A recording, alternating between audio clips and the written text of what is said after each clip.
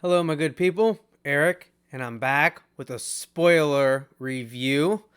I'm going to be reviewing The Chestnut Man, which is on Netflix. Six-part, six-episode series, about 50 minutes apiece. Crime, detective, mystery, drama, and right off the bat, loved it. God, man, I loved it. Oh, so good. Just I watched it all the way through. I mean, I got up to make some pizza rolls, I think, and that was it. Uh, well done. Danish, Scandinavian series. Yeah, so it's in that language. So I watched it in subtitles. Thoroughly enjoyed it. Um, yeah, so those are the quickies. Let's I guess get into it here. Oh man, it went quick. I mean, each episode more information was revealed. There was they then all they led you on to thinking that was one of the cool things I noticed is they really led you on like until the end. Honestly, I had no idea who was responsible for it. I don't even remember who they were thinking of in the beginning. All the yeah. Okay, I'll just okay. For a six-episode series, I could probably talk for 2 hours on this. I'm gonna try to keep it within 20 minutes. We'll see. So we'll start with the characters. The characters, Thulin, and Hess. I need more. I love this duo. I love a man and a woman detective, kind of like I mentioned on the spoiler free, like X Files, Mulder and Scully are some of my favorite. But I love they complement each other so well. Hess is well, let's just say Tulin or I hope Tulin. I hope I'm saying her name right. Is like the lead detective, established, already in this precinct, wanting to get out. She's done with like giving up her life to solve these crimes and wants to kind of go into IT cybercrime and Monday through Friday spend time with her daughter. She's not being in her eyes a very good mother, so she wants to and which is a kind of a neat that was a neat theme, a weave of that theme, that she so that her and her daughter's relationship kind of played into the mystery and the themes of this show, which was cool. But so she's just trying to get out, and this is her last case, which I made reference to in like Seven. That was, I think, Brad Pitt or Morgan Freeman's last case. He was done, or was it Brad Pitt's? It's been a minute since I've watched. It might have been Brad Pitt's before he was getting transferred. The last case, and it ended up being the case of the century, the worst case you could possibly imagine for the last case, and that's the same thing with Tulin. And so she's just wanting to cross her I's, dot her T's, get this done as quickly as possible. And then she's given this partner who acts disinterested, and he just wants to put in his few days so he can go back to the precinct that he came from. And for whatever, he left in bad blood, and he wants to go back. And so she's lead detective. She's pulling all these not pulling all these, but she's making the calls and doing all this stuff and very investigate and doing her job and investigating, but which I like. And then as the episodes uh, unfold, Hess he starts to you find out he's not taking things at face value. Something's amiss here. Things aren't adding up, and he's just a deeper thinker, but he likes to go off on his own and kind of he doesn't really like to follow the rules, and he likes to go above people, superiors' orders, and he's the like a misfit, and he's damaged, and he wants to solve the case in his own way, and she's kind of, I don't want to say by the book because she follows him, but they do so well. I love it. I mean, they just, she wants to do stuff her way, and he wants to go his way, and even at the end, which at the end it really shines through. They get separated, and they both go their own investigative route. They both have this hunch that the case isn't over. They go their own routes. She follows the chestnuts. He follows the family route. Who's this family? Like, who are the twins that kind of left the face of the earth? And what's the deal with these chestnuts? And they both, meet in the middle and end up in the same the same culprit. And I love it. It just really shows that they both think very differently, but they both got there on their own. So just great characters. And she's got a family. Well, she's got a daughter who she's just a single mother with a daughter, and working way too much and failing relationships. And then Hess has no family anymore, and he also fails at relationships now, and so they're similar that way. And it was bittersweet towards the end with them. I don't know why I was kind of wanting them to, walk. They were both walking their separate ways, and I just kind of wanted him or her to walk back and, hey, maybe don't leave. I'm kind of a sucker that way, so, but it didn't, which was a good. I mean, which was good too. So, the some of the side characters, Rosa was, Rosa and I gotta Google this. Steen.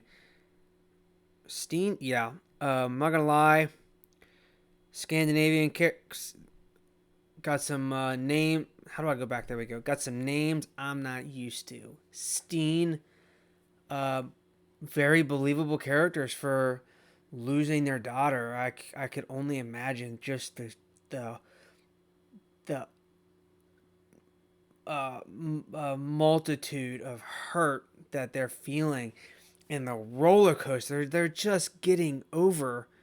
They're just getting over that their daughter is dead, and then back.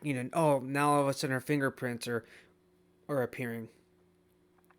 Oh wait, now they got hope again. But it's just holy. That would just tear anybody apart. And if they made it, they did a heck of a job because it felt so real.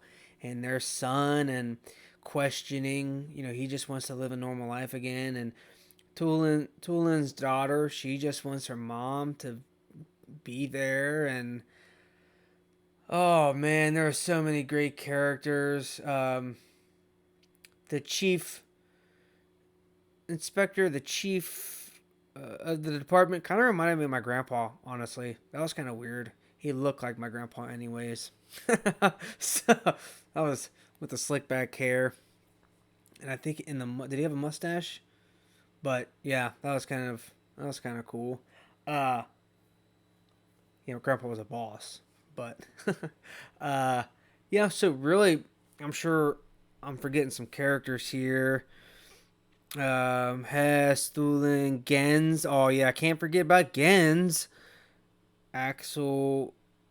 Um, get back to this. So Gens, I mean, um, they did a good job hiding that one. Yep, not gonna lie there. Really, they hid the right amount of details so where who like he was in on every case. The head forensics guy behind. Oh my gosh! What a what a twist. I mean, first they lead you on. Okay, so but Gen's, his motive. I'm staying on characters. His motive for this was some of the stuff just hit so hard, like the rape, the child rape, the like all of that, it oh it makes you sick. I mean, like some of the stuff, like when they're sitting there watching the video, like you want to vomit. Like, there was so much of it from the one guy who, the first murder with the child with autism being in the basement, the hidden cellar. Oh, but I thought there was another one. But then the reasoning for Gens and starts with an A. His sister killing the first set of parents was because they did the same thing. Held him in that basement and did horrendous things, and the trauma he experienced, he couldn't live past it. So his motive, and he carried that motive of the mother not being there for him, and oh my, and really just pure psychopath, because he was able to hide his emotions and get on life, get on with his life, not get on, but just proceed with life with, and then just make this plan with these motives, and really succeed to a point to really just drive home the fear and pain that he wanted to inflict on Rosa. And oh God, oh, just, I don't want to say that's good stuff, but that's good writing when they I mean, just the make you hate and hurt and make you sick, like it was just so real. So if that's for characters, yeah, it's 12 minutes on characters. My gosh, plot, the plot, man. Like I said, I've kind of touched on that, but the realism was they just revolting. I mean, slowly, it started out with the song of the Chestnut Man. You kind of find out a little bit more about this myth or whatever, this child's story, this Chestnut Man. But the gruesomeness of it is gouging out her eyes and cutting off her hand, and then doing the same thing, cutting the both hands off of the second one, and then the third one, which, what? I did not see that one coming. Are you kidding me? I thought, I mean, it kind of set it up to where it was pretty rough, like they might actually catch him, or she would at least get away. I did not expect him to, like, kill her like he did, but yeah, it just, oh, gruesome, unbelievably gruesome. Those serial murders, and that's why, like Seven, you got those gruesome murders with a theme behind them, the Seven Deadly Sins or whatever, and then you got the True Detective with the butterfly, the Yellow King. I don't remember what. Oh, the horn, like the horns. I don't remember what. I'll have to rewatch that one. But just once you, in the R Killer, I mean, he was very, like, he was clean, really, like just a clean, just not a, he was a clean person, but everything else was just so gritty. You get into the woods and it's eerie, and you get to the investigation scenes, and they're just, filled with death. It felt just the atmosphere was just sickly. So, but the plot, yeah, I mean, it went steady the whole time. Oh gosh, it was the first scene. Holy cow! I'm not gonna lie, I'm the type of person that I didn't know what I was getting into, but I was. Yeah, I do that. Like, I will. I can't help it. I cannot help it. I do not need nightmares. I will get them. I do not want them. And so the first scene of 1987, back in, when they were uncovering that whole family, and that police officers, just going through the doors, and the creepy music and the creaking of the floorboards. But it wasn't super scary. But yeah, this So then, you flash forward to our detectives and them uncovering clues as they find them and going back to what was missed back in, going back to what video footage from back in the day and uncovering a clue there and finding out, just running down the leads.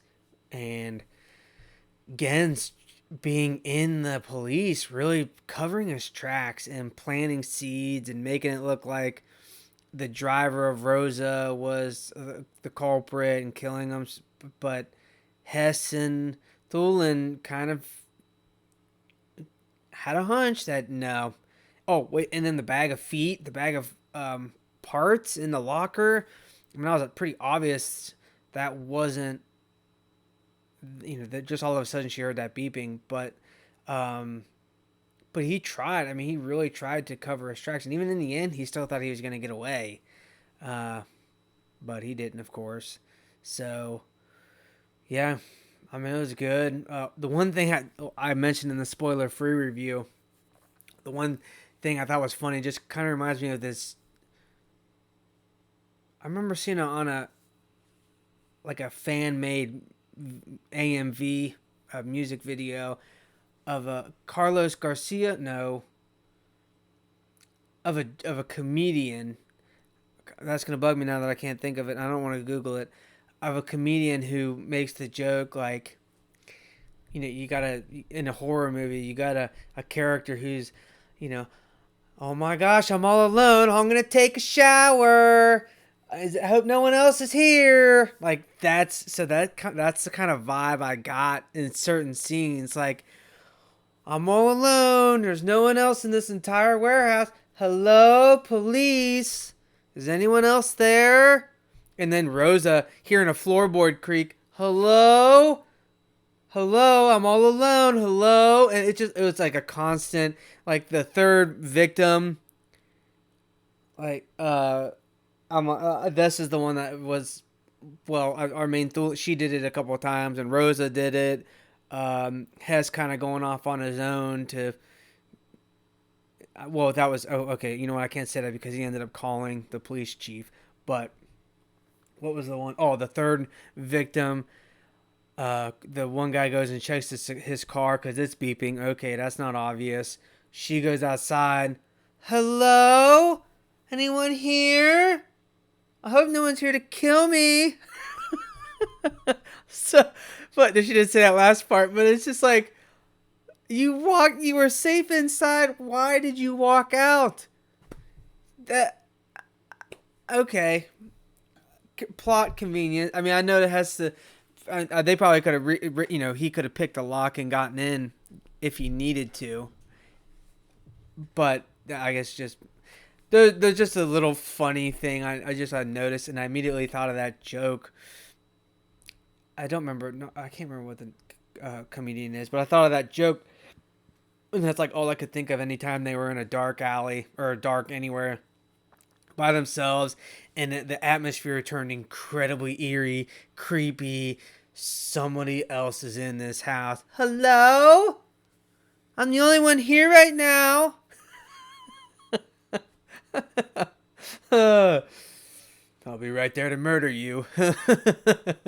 But no, it was good.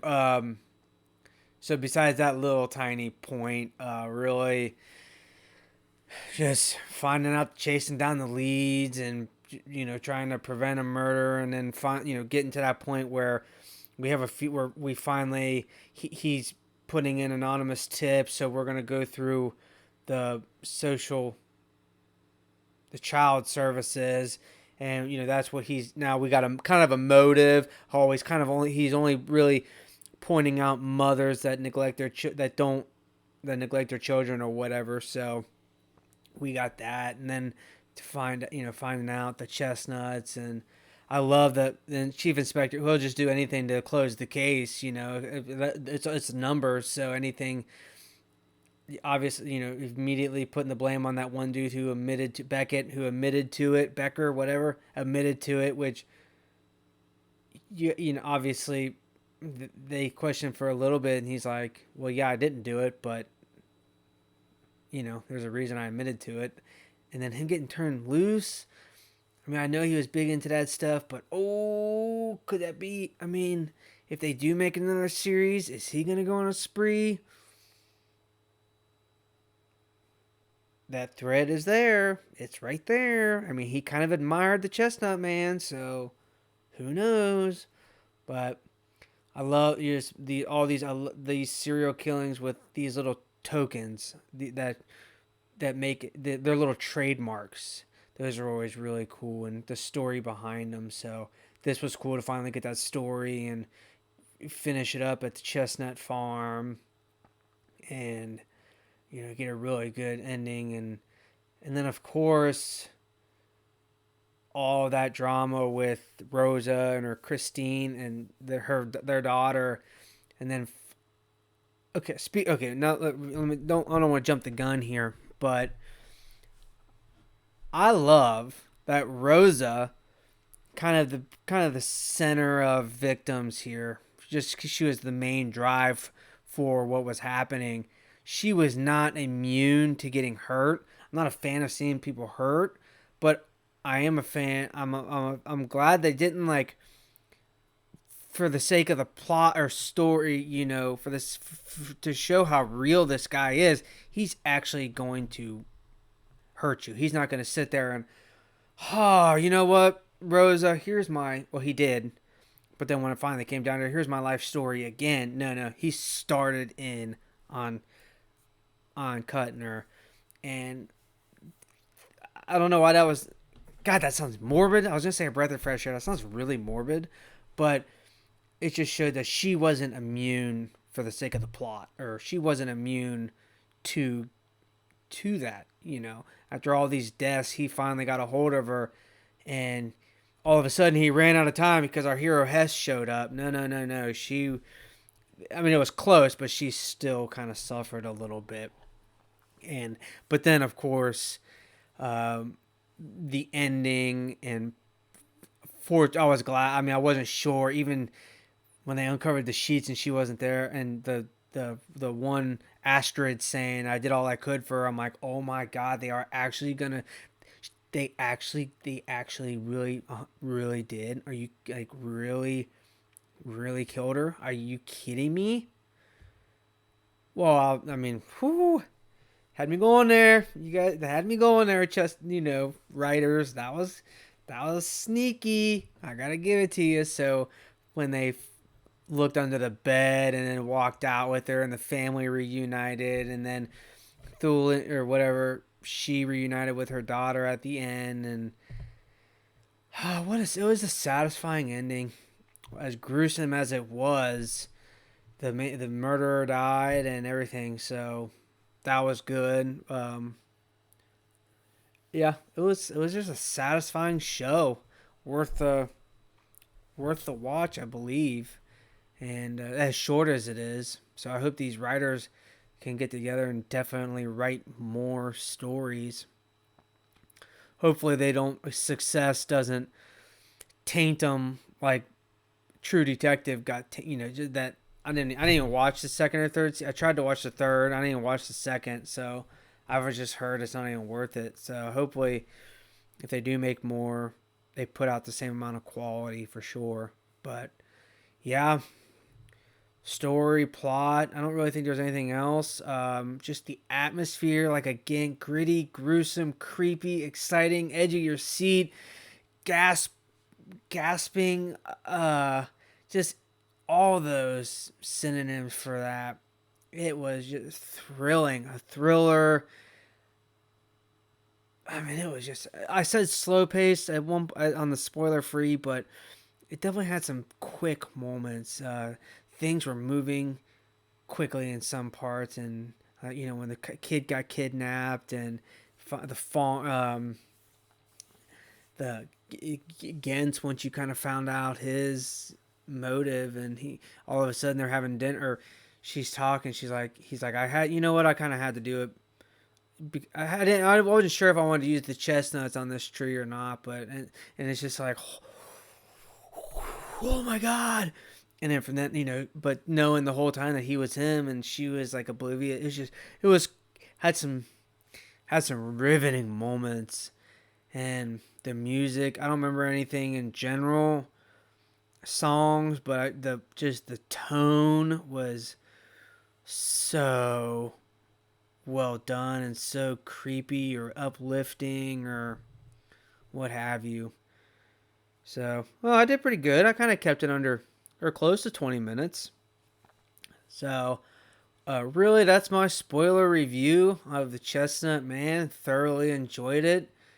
I hope it gets the popularity it deserves. It was extremely good quality, unlike Netflix shows.